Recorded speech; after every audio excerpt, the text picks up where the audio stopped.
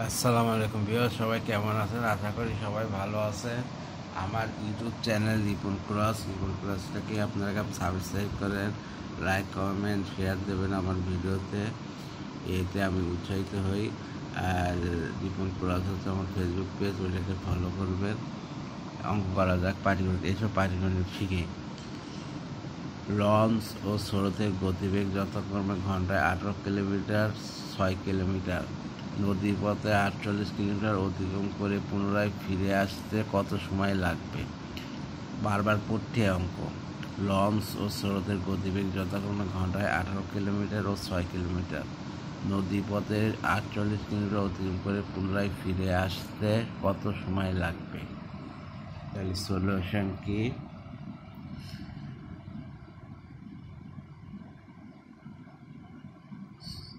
স্রোতের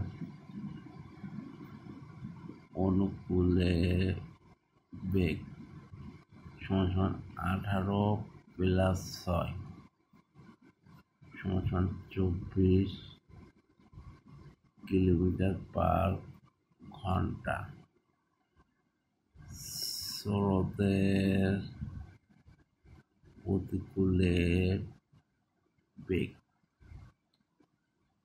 এরকম, চিত্রটা এরকম, এটা অনুকূল, এটা প্রতিকূল, এটা অনুকূল, এটা প্রতিকূল, আর এটা মিলিয়ে হচ্ছে 48 কিলোমিটার। বেগ সমান 18 মাইনাস 6, প্রতিকূলে মানে বিপরীত, বেগ হবে, এটা হচ্ছে 12 কিলোমিটার পার ঘন্টা।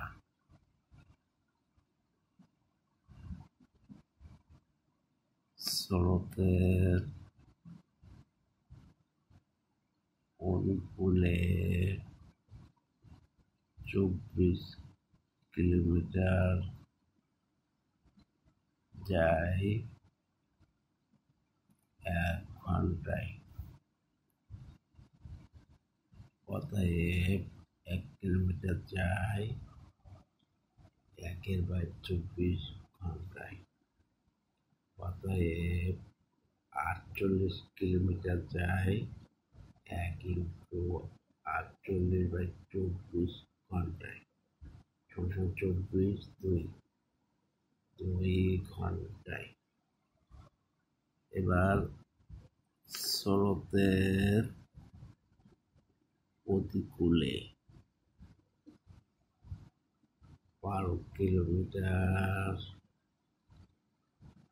ফিরে আসে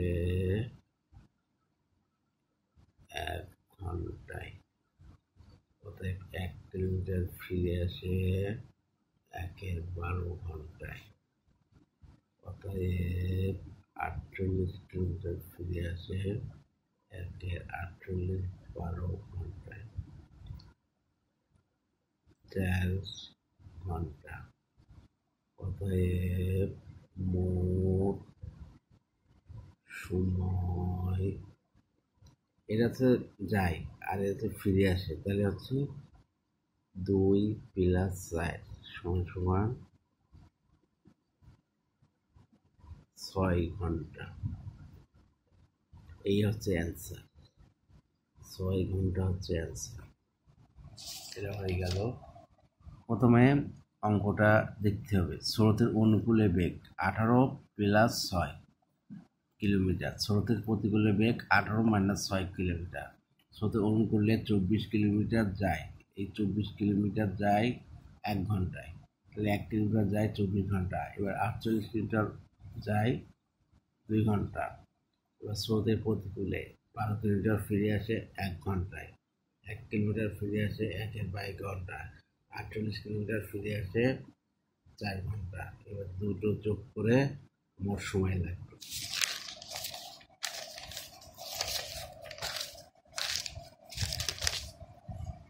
এবার হচ্ছে 2 নম্বরটা। নৌকা ও স্রোতের বেগ ঘন্টায় 10 থেকে 5 কিলোমিটার, নদীপথে কোনো স্থান একবার অতিক্রম করে পুনরায় ওই স্থানে ফিরে আসতে সময় লাগে 12 ঘন্টা। স্থানটি কত দূরে অবস্থিত? তাহলে চিত্র আঁকাই নিই। এটা অনুকূল, এটা প্রতিকূল। তাহলে এইটা এক্স দূরত্ব, এক্স কিলোমিটার পার ঘন্টা।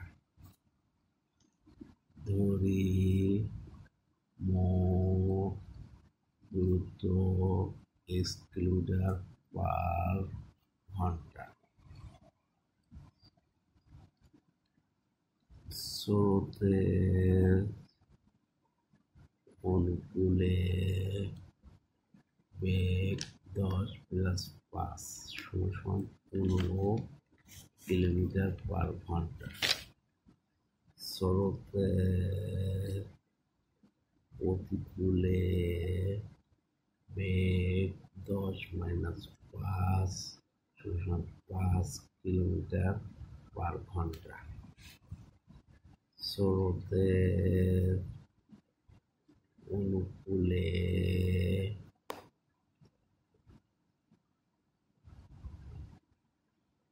অনুকূলে 15 কিলোমিটার যায় 1 ঘন্টায়। অর্থাৎ 1 কিলোমিটার, এই যে 15 ঘন্টা যায় 1-এ 15 ঘন্টা সমান x কিলোমিটার যায় 1/x/15 ঘন্টা সমান x/15 ঘন্টা। এবার আবার স্রোতের প্রতিকূলে 5 কিলোমিটার পার ঘন্টা। 5 কিলোমিটার ফিরে আসে 1 ঘন্টা। অর্থাৎ 1 কিলোমিটার ফিরে আসে 1-5 ঘন্টা। অর্থাৎ x কিলোমিটার ফিরে আসে x/5 ঘন্টা। এবার মোট সময় লাগে কত? 12 ঘন্টা। মোট সময় লাগে 12 ঘন্টা। তাহলে প্রশ্ন মতে x/15 প্লাস x/5 সমান এই হচ্ছে 12 ঘন্টা। তাহলে 12 সমান 15 × 5 5x প্লাস 15x সমান 12 সমান 20x 15 × 5 সমান 12 5 4 4 3। অতএব x সমান 45 কিলোমিটার। অ্যান্সার হবে 45 কিলোমিটার মোট দূরত্ব। তাহলে আমরা কি করলাম? নৌকা ও স্রোতের বেগ ঘন্টায় যথাক্রমে 10 বা 15 ও 15 কিলোমিটার। নদীপথে কোন স্থানে একবার অতিক্রম করে পুনরায় ওই স্থানে ফিরে আসতে সময় লাগে 12 ঘন্টা। স্থানটি কত দূরে অবস্থিত? তাহলে প্রতিকূল, অনুকূল আর প্রতিকূল।